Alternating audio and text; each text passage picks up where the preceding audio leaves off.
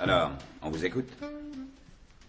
Dépêche-toi, bonhomme, parce qu'on n'a pas que ça à faire. J'ai l'impression, au contraire, que quand je vous aurai raconté ma vie, enfin, tout au moins une partie, vous allez avoir des journées chargées. Ne vous faites pas de soucis pour notre santé, on rentre de vacances. Oh, si je voulais, je pourrais sortir d'ici pur comme un lys. Avec ce qu'on a trouvé dans ta bagnole, tu rigoles, non? Qu'est-ce que vous avez trouvé au juste? Je ne me souviens plus de grand-chose. Ah, ça commence bien. Tu veux qu'on résume? Ah, s'il vous plaît. Bon, hier soir vers 10h, police secours est prévenu qu'une voiture de tourisme a embrassé avec passion un peuplier solide sur la départementale 13 aux environs de Pierrefitte. Chaussée glissante, excès de vitesse, bref, accident banal, apparemment. Le conducteur, Pierre Siloff, c'est-à-dire vous, est transporté à l'hôpital, blessure sans gravité, légère commotion. Oui. Et où est ma voiture? À l'épluchage. De toute façon, elle est inutilisable. Le commissaire du coin aurait pu classer l'affaire, seulement voilà. Son regard a été attiré par une serviette en cuir noir qui dépassait de la banquette avant. Ah. Mais? Ah, la mémoire vous revient un peu maintenant, hein? Un peu. Un peu, hein? Et tu sais ce qu'il a trouvé dans la serviette? Je m'en doute. On n'a pas idée de se promener dans la banlieue parisienne avec des papiers aussi compromettants. Sans l'accident, j'avais toutes les chances de passer. En tout cas, de passer inaperçu. Alors tu ne nies même pas? À quoi bon? J'imagine qu'en ce moment, je ne suis pas dans un commissariat, mais dans un service plus... Plus haut placé, oui, exact. Lorsque le commissaire a fait sa découverte, il s'est rendu compte que l'accident dont vous avez été la victime ne dépendait plus de sa compétence, mais de la nôtre. J'ai vraiment dérapé? Dans une ligne droite, oui. Hein? Au début, c'était assez inexplicable, mais maintenant, ça l'est moins. Oh oui, beaucoup moins. Nos experts ont trouvé la cause réelle de ton slalom. La boîte à huile commandant tes freins a été trouée d'un coup de poinçon. Quoi?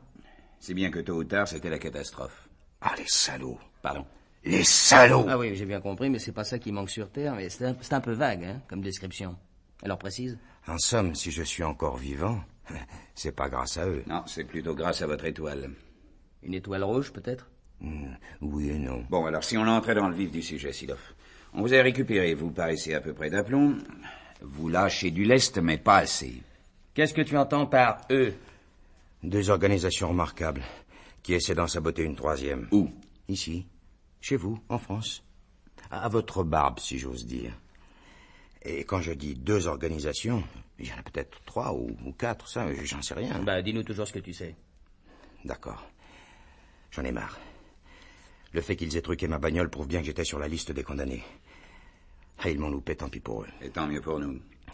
Oui, mais je vous préviens, hein. C'est énorme. Non, mais ne fais pas de bile. On est assis. S'il vous plaît, je boirai bien quelque chose. Après. Bon.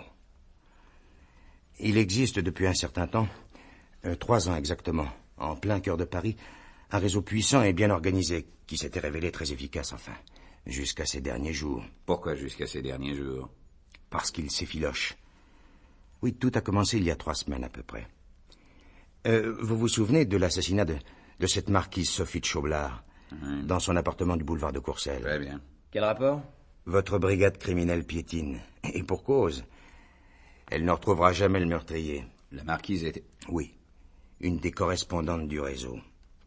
Eh ben, ça promet. Le 6 octobre, on a retrouvé sur la voie ferrée à la sortie de Gérardmer le corps déchiqueté de Louis Vallon, représentant de commerce. L'enquête a conclu à un accident.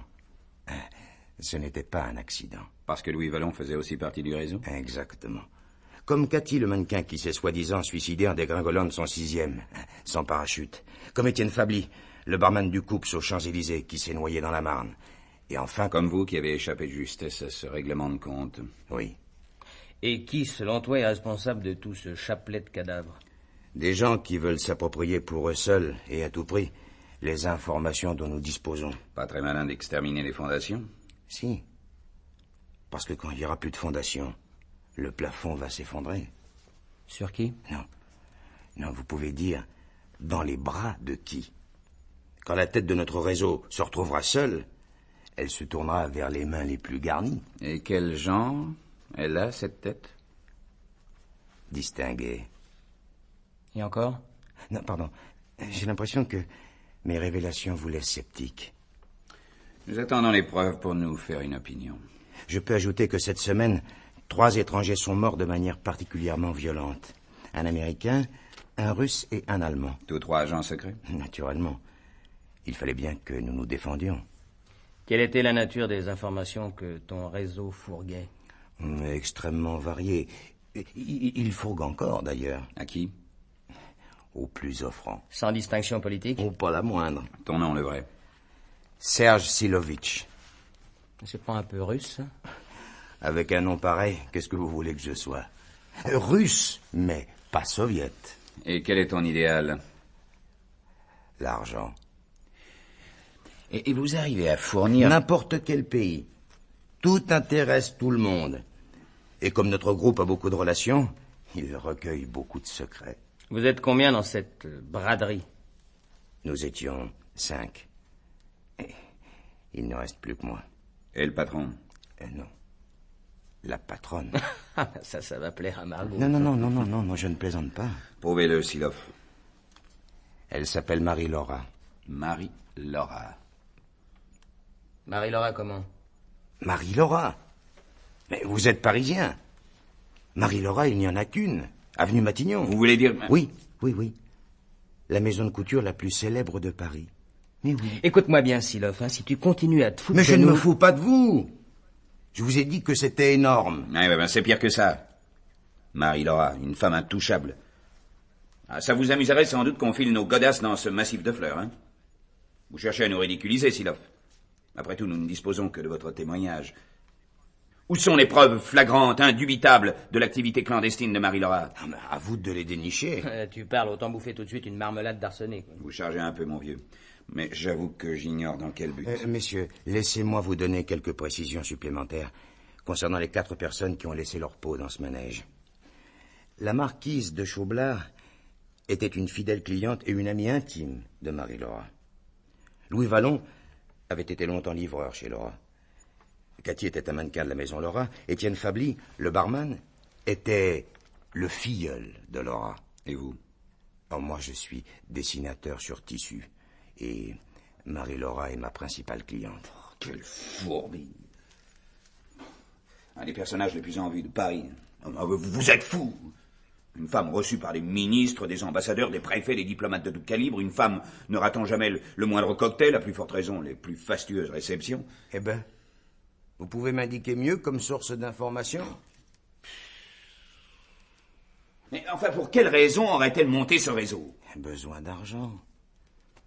Quand son banquier commanditaire, et accessoirement amant, l'a laissé choir il y a 3 ans et demi, elle s'est vite trouvée au bord de la faillite. Et comme elle voulait éviter que le scandale qui menaçait prenne de l'ampleur, elle a accepté, un peu légèrement, une autre commandite, qui la liait à son nouveau bienfaiteur.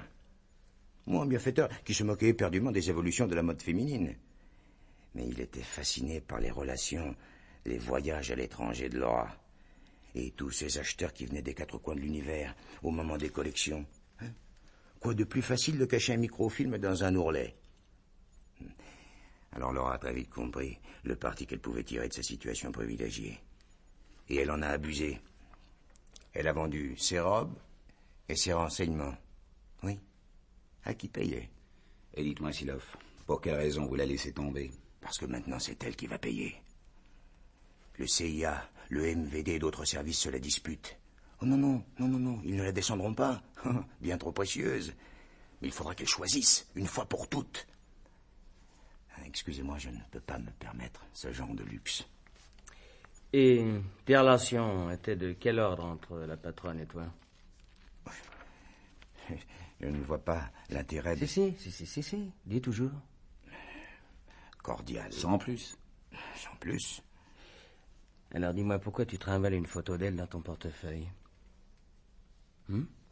Sur le moment, ce visage ne nous disait rien, mais maintenant tout est changé. Vous étiez amoureux d'elle, Silov? Oui. Sans être payé de retour? Oui, si vous voulez. Elle ne va va pas s'étonner de votre absence? Oh, depuis un certain temps, elle ne s'étonne plus de rien. Où allais-tu quand tu t'es cogné dans le peuplier? J'allais lui porter dans sa propriété de Chantilly les documents que vous avez trouvés. Silof, on a déjà vu des amoureux éconduits essayer de se venger.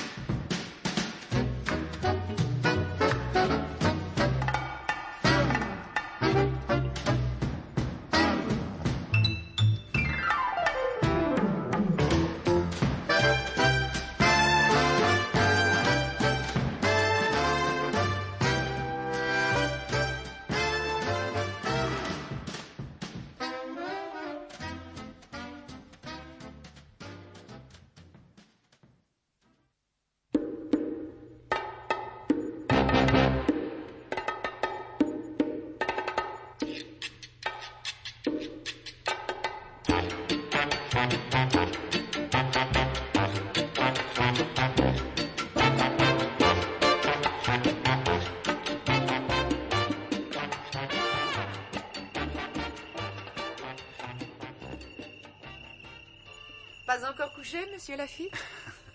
Excusez-moi, madame. J'ai si peu l'occasion d'apprécier l'air, le silence, le parfum de la campagne, que pour une fois que cette chance m'est offerte, j'en profite. Et peut-être même j'en abuse. Pas du tout. Et à présent que vous connaissez le chemin de ma maison, j'espère que vous y viendrez souvent. Je le souhaite. Malheureusement, mon travail ne me laisse que fort peu de loisirs. Les seuls instants de répit qui me sont donnés se passent en général dans un avion ou dans un train. Rien de comparable, bien sûr, avec cette première journée de week-end qui fut à tout point idéale. Ah, vous êtes, madame, une maîtresse de maison exquise. Je m'appelle Marie-Laura. Ou Laura. Je m'appelle Steve. Eh bien, Laura, je vous souhaite le bonsoir. Ne partez pas, Steve. Mais tous vos invités dorment à point fermé. Et vous-même... Moi-même, je suis très éveillée, je vous le garantis. Un dernier verre. Volontiers. Tony! Tony! Ah, ce valet de chambre est agaçant. Tony! Et je suis là, madame. Apportez-nous 2 scotch avec de la glace, je vous prie. Bien, madame. Un scotch, c'est bien ça, Steve? Oh, parfait. Steve. Oui? Comment se fait-il que notre ami commun Edmond Tournier n'ait pas songé à nous présenter l'un à l'autre plus tôt? Oh, pour la raison très simple que je suis rarement à Paris. Je suis arrivé hier d'Ankara et par le plus grand des hasards, nous nous sommes rencontrés au Coups, un bar que nous avons l'habitude de fréquenter. Le Coups? C'est sur les Champs-Élysées, non? Eh oui. L'atmosphère y a changé d'ailleurs. Et si Edmond n'était pas entré au moment même où je sortais, j'étais bien décidé à jeter mon dévolu sur un autre établissement. Vous êtes tellement attaché au cadre et aux ambiances que vous connaissez? Oh, vous savez, Laura, lorsque l'on voyage sans arrêt comme moi, on éprouve le besoin de retrouver bien chaud de ses petites habitudes. Et qu'y a-t-il de changé dans ce bar? Les visages, oui. Toute une clientèle nouvelle que je ne connaissais pas. Ah, et puis Étienne, le barman, n'était plus là. À la longue, un barman devient un confident. Et Edmond m'a appris qu'Étienne s'était noyé dans la Marne. Pardon. Voici, madame. Madame n'a plus besoin de rien? Non, merci, Tony. Laissez-nous. Bien, madame. Laura, je bois à votre avenir, à votre courage et à votre prochaine collection. À votre santé, Steve. Vous aimez votre métier, Steve? Oh, si je ne l'aimais pas, je ne le ferais pas. Les relations publiques me mettent en contact avec des personnages aussi différents les uns des autres, mais mais toujours passionnant. Brillant, retors, habile, sournois ou franc, oui. Pour quelle firme travaillez-vous? Exclusivement pour aucune. En réalité, je consacre la majeure partie de mon temps à la firme Arst. Les voitures? Oui, c'est ça. Mais ceci dit, sans prétention, d'autres entreprises font souvent appel à moi. C'est un homme comme vous qu'il me faudrait. Mon intervention me paraît très bien superflue. Votre nom est sur toutes les lèvres. Accompagné parfois d'un sourire, mais plus souvent d'une grimace. Oh, ça c'est la rançon de la réussite. Qu'entendez-vous par réussite? Atteindre le but que l'on s'est fixé. Vous l'avez atteint, vous, ce but? Pas encore. Moi non plus. Pourtant, Laura... Il est difficile pour une femme de vivre, de se débattre seule. Il me semble que vous êtes aidé. Et par qui, selon vous? Votre attaché de presse. Une moule. Votre modéliste. Un excentrique qui ne rêve que de se faire remarquer. Pas vous? Non. Non, enfin, je parle de vie privée. Toute cette publicité qui déferle sur moi et sur mes créations m'est presque offerte. Votre charme, vos relations... Car vous pensez que ces deux qualités sont suffisantes? Sincèrement, oui. Bien sûr, il y a aussi l'argent. Mais votre maison de couture a une réputation... L'argent, oui. Il en faut énormément, Steve. Qu'une collection tombe à plat, et c'est la débandade. Vos collaborateurs n'ont aucune raison de vous lâcher. Pourquoi dites-vous cela? Parce que vous avez l'air de redouter je ne sais quel événement dramatique. Vous êtes inquiète, Laura? De nature, oui. Et probablement sans raison. Vous avez un commanditaire solide. Très. Et exigeant, n'est-ce pas? Qu'en savez-vous? Que madame veuille bien m'excuser, mais je viens de m'apercevoir que la voiture de monsieur de Saint-Rive n'était pas au garage. Puis-je la rentrer, madame? Évidemment, Tony. Bien, madame. Monsieur Lafitte, votre chambre est prête. Je me suis permis d'y allumer un feu de bois. Je crois que monsieur y sera confortable. Ah, Tony, vous êtes plein d'attention pour moi. Tony est une mère pour les nouveaux venus. Alors, merci, maman. Mais monsieur... Tony, je vous en prie. Madame ne craint pas d'avoir froid? Oui, il me semble que vous frissonnez. Non. Bien, madame. Eh bien, dites-moi, c'est un vrai chien de garde, votre valet de chambre. Il veille sur vous d'une manière très touchante. Il est payé pour cela. Oui, le moins qu'on puisse dire, c'est qu'il est consciencieux. Mais peut-être ferions-nous mieux de rentrer. Si vous voulez. Steve. Oui? Êtes-vous ambitieux? Oh, ambitieux... Oh, je ne pense pas. Non. Certes, je serais ravi de posséder une propriété comme celle-ci et un appartement comme le vôtre. Oui, Edmond me l'a décrit. Mais j'imagine que tout cela coûte cher. Très cher. Non? Bonsoir, Steve. Je suis lasse. Je n'ai pas tellement sommeil, mais j'ai envie de m'allonger. Bonsoir, Laura. Pourquoi paraissez-vous si triste tout à coup? Je n'osais pas vous en parler, mais à voir vos yeux, je pense que vous êtes encore dominé par l'émotion que vous a procurée la mort tragique de votre amie la marquise de Chauvelard et celle de Cathy, votre mannequin préféré. Qui vous a dit cela? Les journaux, tout simplement. Il y a des périodes dans l'existence où rien ne va comme on voudrait. Ce n'est pas une raison suffisante pour se laisser aller à la panique. Je ne suis plus en votre compagnie, Steve. Et je m'y plairai encore. Sait-on jamais? Les êtres changent si vite. C'est possible. Mais j'ai la certitude que nous avons encore de quoi bavarder. Car vous avez 1000 choses à me dire, Steve. Je me trompe? Non. Alors à demain. À demain. Je voudrais signaler à monsieur que monsieur n'en prenne pas ombrage, mais madame n'est pas très bien en ce moment. Fatigue? Surmenage, sans doute. Oui, si vous voulez, monsieur. En ce moment, les nuits sont fraîches et une station prolongée sur la terrasse ne me semble pas très indiquée. Eh bien, demain soir, nous bavarderons au salon. Madame adore parler, mais cela l'épuise. Ah, aussi. Alors, en effet, madame se doit de prendre beaucoup de précautions et d'être excessivement prudente. Bonsoir, Tony. Bonsoir, monsieur.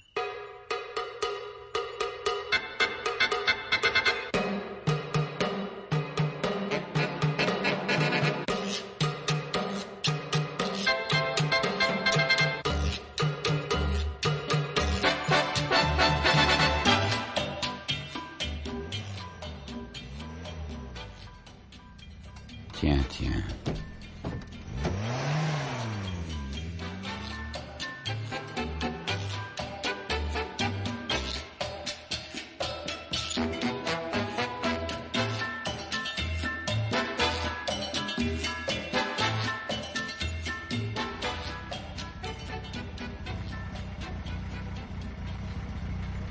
Tony.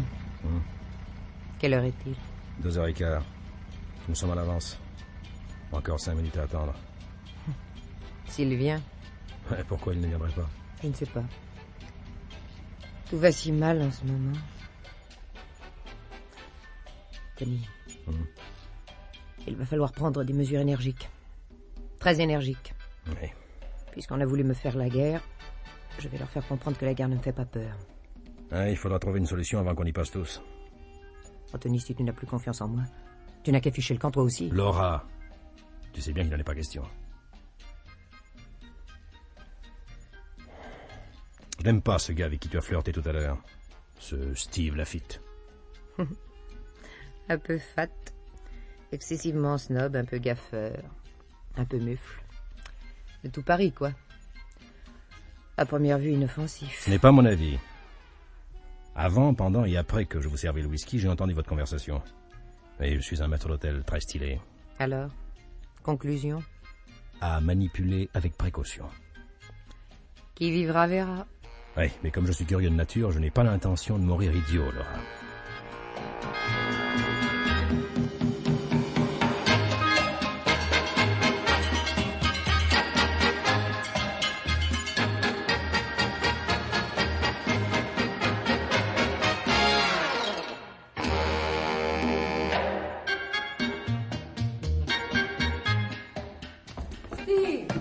Savez-vous que vous êtes les derniers levés?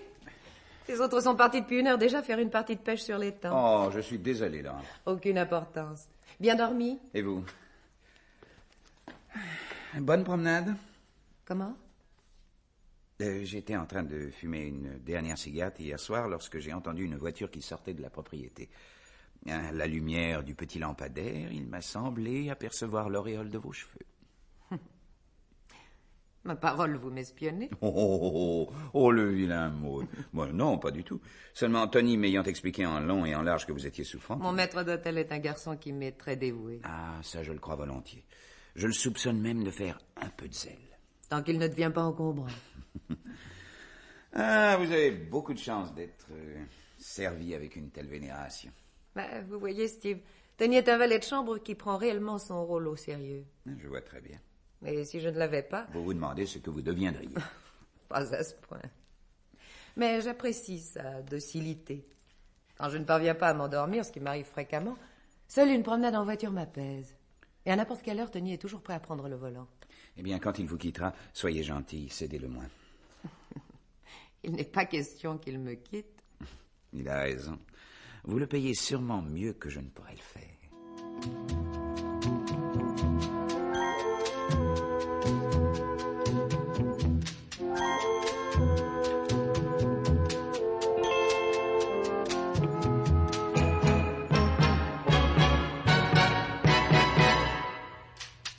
Alors, t'as récolté des tuyaux? Ouais, enfin mince, très mince. Rien sur les invités, que des particules et des comptes en banque, des langues de commère et des gosiers déshydratés. Mais et Laura? Laura, avide d'argent, avare de précision. Nous avons échangé quelques passes de fleuret, mais sans véritablement faire mouche. Elle est sûrement sur ses gardes. Hein? Bah, c'est-à-dire, elle me connaît à peine. Le parrainage dont m'a fait bénéficier Edmond Tournier n'est pas une garantie suffisante pour qu'elle me confie ses secrets dès le premier contact. Allusive, de temps à autre, oui, mais sans plus. En revanche, son valet de chambre, lui, il est bizarre, oui. Comment ça? S'arrangeant toujours pour être là, pour nous couper la parole au moment où la conversation prend une tournure, disons, intéressante, Oui. insistant bien sur la santé délicate de sa patronne, mais l'emmenant faire un tour dans les bois à 2 heures du matin. Ah oui, je sais, j'ai suivi leur voiture. Ah oui? Et résultat, là? Eh ben, je te réserve peut-être une petite surprise. Eh, vas-y. Voilà, ils ont roulé calmement jusqu'à l'embranchement de l'autoroute du Nord. Bon, il y avait presque personne, enfin pas de circulation, alors moi j'ai été obligé de garder mes distances. Après 4 kilomètres environ, ils ont bifurqué sur la droite dans un chemin communal trop dégagé, enfin à mon goût. Alors, ils ont laissé leur phare allumé. Ouais. D'où j'étais, moi je voyais pas grand-chose, alors comme je pouvais pas stationner sur l'autoroute, je me suis caché comme j'ai pu en terrain découvert, c'est pas commode. Alors ils sont restés là à peu près 20 minutes, et puis ils ont fait demi-tour direction la propriété. Et alors? Et Mais alors, où elle est, ta surprise, là? Ah ben attends, la surprise c'est maintenant. Elle est dans le journal. Dans le journal de ce matin. Tiens, lis. Un camionneur prétend avoir vu un petit avion de tourisme se poser sur l'autoroute du Nord cette nuit vers... Oui, bah tu vois, l'heure et l'endroit correspondent. Oui, un Piper Club, probablement. Un avion, après un arrêt de 2 ou 3 minutes à peine, pendant lesquelles un homme s'est approché et a remis une sacoche au pilote en échange d'un paquet blanc, a décollé aussitôt et a disparu en direction de l'Est. Oui. Et tu n'as rien entendu, rien vu? Bah, tu sais, j'étais très mal placé. J'ai bien entendu un bruit, mais enfin, j'ai cru que c'était un 5 tonnes qui passait, un truc comme ça. Bon. Jésus, à partir de maintenant, on passe en 4e. Tu vas foncer à Paris tout de suite. Tu m'envoies au manoir un télégramme urgent au nom de la firme Arst. Arst? Oui, H-A-R-S-T, c'est ça. Ils sont au courant. Et il faut que je puisse quitter Chantilly au début de l'après-midi. Je te rejoindrai à la boîte. Alors, qu'est-ce qu'on va faire? Une petite perquisition avenue Foch, chez Laura.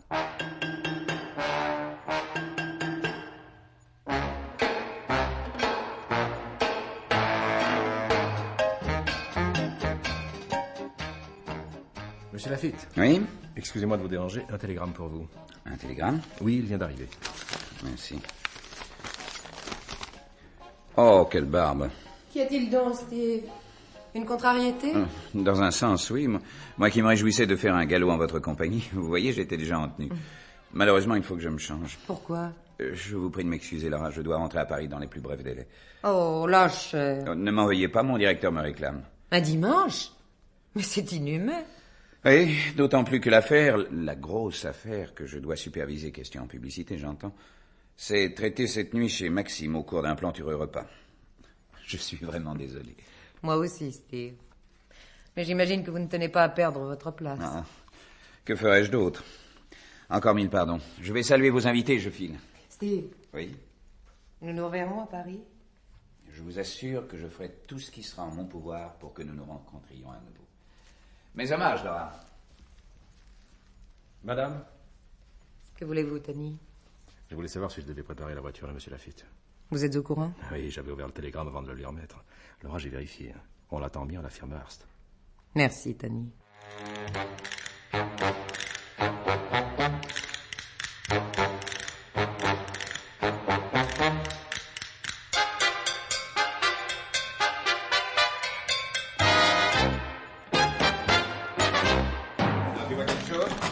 Non, rien du tout.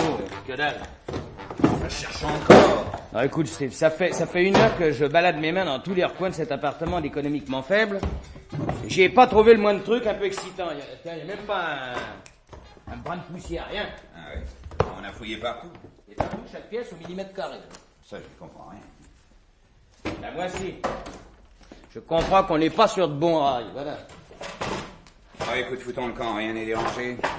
Oui, ben c'est comme si on n'était pas venu. Moi, j'ai tout rangé, n'est pas le trac. On a laissé aucune trace. On peut s'en aller. Dis donc, Jésus. Oui? Attends une seconde. Attends quoi? Ben je vois pas l'utilité de... Si. On va laisser les traces, au contraire. Hein? Oui. Non mais t'as pas pris le soleil au mauvais endroit, toi? Allez, aide-moi. On va mettre en scène un faux vrai cambriolage. Ah bon? Allez, bouleverse le tout dans la baraque. Oui?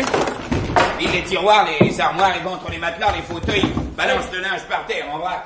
Oh, tu veux saccager toutes les pièces? Oui, et la cuisine, les pots de farine, le sucre. Allez, la salle de bain. La crème, la poudre, vite, toutes les boîtes que tu trouves. Allez, vite. Oui. Non. Hein? Non. Laisse le coffre ouvert. Je laisse... Ah, écoute, je sais pas où tu veux en venir, mais je crois que tu bois trop, Steve. Le vin rouge dès le matin, tu sais. C'est pas indiqué. Enfin.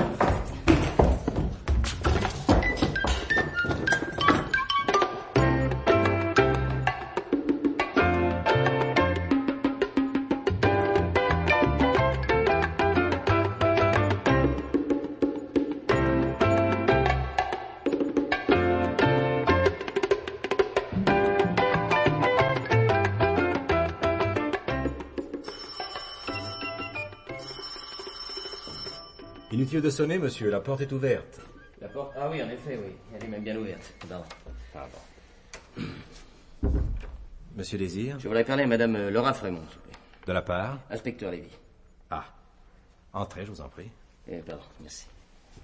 Non, c'est par ici, monsieur. Oula. Hein, c'est du joli boulot, ça, hein? N'est-ce pas? Oh là là. Si monsieur veut bien patienter quelques instants, je vais prévenir madame. Je vous en prie, faites donc. Pardon. Ah ben, je m'étais pas rendu compte qu'on y avait été de si bon cœur. Bonjour, inspecteur. Inspecteur Lévy, madame. Veuillez excuser Le désordre? Oh, madame, je comprends, et croyez-moi, je compatis. Laissez-nous, Tony, voulez-vous? Inspecteur, vous boirez bien quelque chose? Eh bien, je ne dis... Non, je dis non. Je dis non, madame. Vous êtes très aimable, mais vous savez, jamais pendant le service. Quel gâchis, hein? Oh, c'est effrayant. Effrayant. Du travail de professionnel, ça. En êtes-vous certain? Bah, presque. Seuls les amateurs en mettent tout en place, vous savez. Ah oui, ce forfait est signé. Vous croyez qu'il s'agit d'une bande organisée? Remarquablement organisée, sûrement. Ce ne serait donc pas leur premier coup? Oh, sûrement pas. Sûrement pas. Voyons, d'après les renseignements que je possède, vous êtes rentré vers 21h15 de votre propriété de Chantilly, c'est ça? Oui, avec mon valet de chambre qui me sert en même temps de chauffeur. Mes autres domestiques arriveront un peu plus tard. Et c'est votre concierge qui... Oui, c'est cela. Ouais. Elle montait ranger quelques affaires dans la mansarde dont elle dispose au 6e. Et en passant sur mon palier, elle a vu ma porte entrouverte. Me sachant absente, elle s'est alarmée. Elle a prévenu Madame de Nancel qui habite en face. C'est ça. Pour avoir un témoin. Je suppose. Et elle a téléphoné au commissariat. C'est curieux, ça. Tout a été fouillé comme si les visiteurs cherchaient quelque chose de précis. C'est pas votre avis, Madame Frémont? Quelque chose de précis? Oui, attention. Ça, je ne vois pas. Ils m'ont pris quelques bijoux. Quelle valeur, enfin, approximative? Oh, je ne sais pas au juste. Oui, enfin, qu'importe. C'est tout ce qui a disparu. Je crois, pour le moment. Je n'ai pas encore eu le temps de bien regarder dans chaque pièce. Oui, évidemment, c'est grand. Hein. Dites-moi, dans ce coffre, il était fermé quand vous êtes arrivé? Oui, inspecteur. C'est un meuble à toute épreuve et pratiquement impossible à forcer. Bon, ça, vous seriez étonné, madame, de constater la virtuosité de certains spécialistes. Ah oui. Je voudrais quand même jeter un coup d'œil à l'intérieur. Enfin, si vous le permettez, évidemment. Mais faites votre travail, inspecteur. Merci. Pardon. Voilà.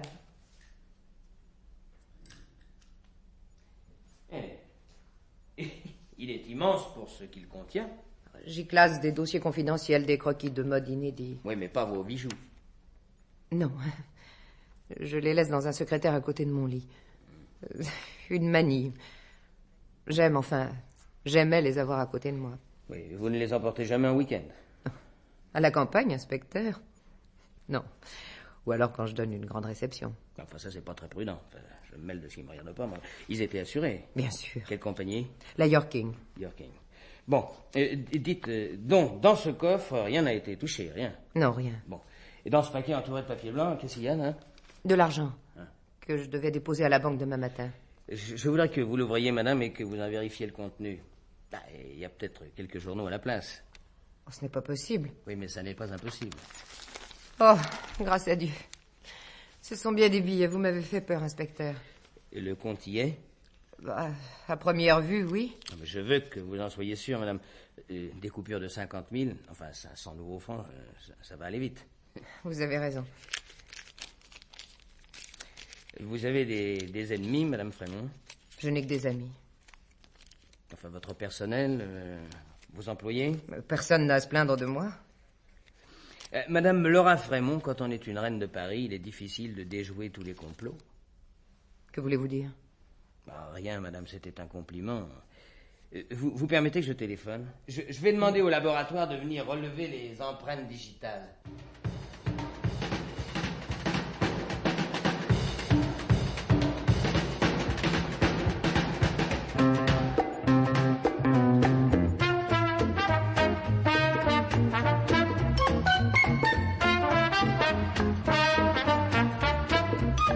Et voilà. Eh ben, si tu m'avais vu un inspecteur de la PJ, j'étais parfait. Moi, j'ai trouvé que j'étais parfait. Bravo, mon Dieu. Toi, au moins, tu n'attends pas qu'on te fasse des compliments. Tu sais, il vaut mieux se servir soi-même dans la vie, sinon on risque d'attendre longtemps. Et Laura ne va pas attendre longtemps pour que je m'occupe d'elle et sérieusement. Oui, c'est un métier où il ne faut pas commettre d'erreurs. Et elle en a commis.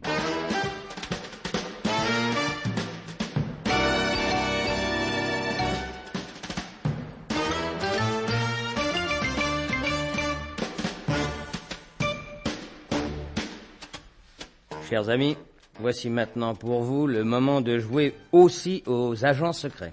Alors écoutez attentivement les deux questions que je vais vous poser et qui sont l'objet du jeu de ce dimanche.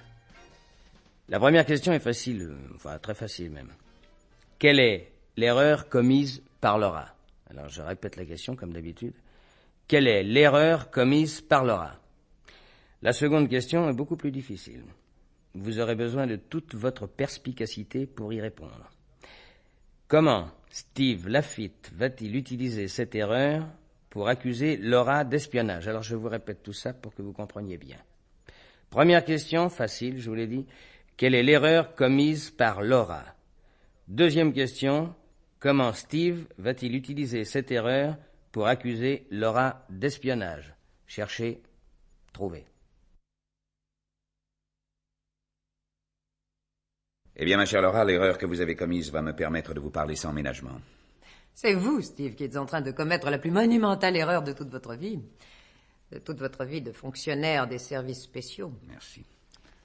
Je ne suis pas de ces petites bonnes femmes qui, dès qu'elles ont grillé un feu rouge, disent à l'agent qui verbalise que leur mari est un ami personnel du préfet.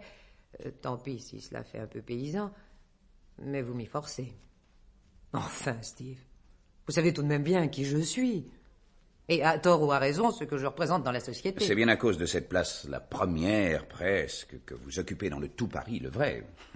Celui qui a le fric et la puissance, que plusieurs fonctionnaires des services spéciaux, comme vous dites, se seraient brisés les reins en essayant de vous démasquer. Et vous croyez que vous allez faire exception? Oui. Grâce au subterfuge que j'ai employé. Je vous ai tendu un piège et vous êtes tombé dedans. Continuez, c'est très intéressant. Mais n'abusez tout de même pas trop de mon temps, j'ai un cocktail à 5 heures. Il se peut que vous y soyez un peu en retard. Je vais cependant essayer d'être bref. Tout ce que nous aurions pu retenir contre vous et qui aurait été suffisant pour arrêter quelqu'un d'autre que vous, toutes ces présomptions, ces indices étaient inefficaces parce que vous étiez Marie-Laura. Oui, cette petite promenade près de l'autoroute du Nord, une fantaisie de milliardaire. Ses amis qui meurent de mort violente, une série de hasards malheureux. Non, nous ne pouvions rien prouver, et nous ne pouvions pas nous permettre de vous arrêter pour vous intimider. Le scandale eût été énorme en cas d'erreur. Mes amis de la présidence vont certainement exercer une discrète pression pour que je ne dévoile pas l'énorme bévue de vos services. Et si je vous avais confronté avec Silov, votre dessinateur sur tissu, vous nous auriez dit... Ce que chacun sait, que ce pauvre garçon est un mythomane. Alors, eh bien, il ne me restait, et ce n'est pas très élégant, je vous l'accorde, que la provocation. Oui. C'est moi qui ai cambriolé votre appartement. Ah. Révélation très intéressante pour certains journaux. Je vois d'ici les manchettes. Le scandale des services spéciaux. Les barbouzes se croient tout permis, etc., etc. Non, Steve, je ne vous vois pas à grand avenir dans cette maison. Peut-être allez-vous être obligé de vous chercher une situation dans le privé. Les relations publiques, par exemple. Bien que vous soyez un peu gaffeur. Les services spéciaux en ont vu d'autres et à propos d'autres affaires. Notre succès n'est pas basé sur la publicité, mais au contraire, sur la discrétion. Il n'en est pas de même pour quelqu'un dont les 9/10 de la réussite sont fondés sur la publicité. Je vous ai déjà dit que j'étais assez pressé, je n'ai pas le temps de jouer au deviner. J'avais cru m'exprimer d'une façon parfaitement claire. Que direz-vous quand les journaux révéleront que Marie-Laura, la célèbre Marie-Laura, a tenté de mettre sur pied une petite escroquerie à l'assurance? Votre appartement était sous surveillance, aucun cambrioleur ne l'a visité, et pourtant, vous déclarez qu'on vous a volé quelques bijoux? Non. Oui, mais pas ce petit paquet blanc, plein de billets. Paquet qui vous a été remis hier soir sur l'autoroute du Nord et que Jésus a trouvé dans votre coffre fermé, alors que nous l'avions laissé ouvert. Je vous ai sous-estimé, Steve. Je savais bien que ce cambriolage ne pouvait m'attirer que des ennuis. Retour de Chantilly, plusieurs solutions s'offraient à moi. Ne pas porter plainte, ne rien signaler, impossible à cause de la concierge. Prétendre que rien n'avait disparu, impossible également. C'était immédiatement attirer sur moi l'attention de vos services. J'ignorais que c'était eux qui avaient effectué ce cambriolage. Restait le vol des bijoux. J'avoue que j'ai été un peu prise de court. Et je n'ai pas eu le temps de cacher l'argent. Dans notre métier, l'improvisation se paye toujours très cher. Avec un peu de chance, ce vol pouvait justifier l'état dans lequel se trouvait mon appartement. Vous comprenez maintenant pourquoi cela m'est complètement égal que la presse parle des procédés inqualifiables des services spéciaux. Qu'est-ce que je vais devenir? Est-ce que je peux voir votre patron? Mais il vous attend avec impatience, ma chère Laura.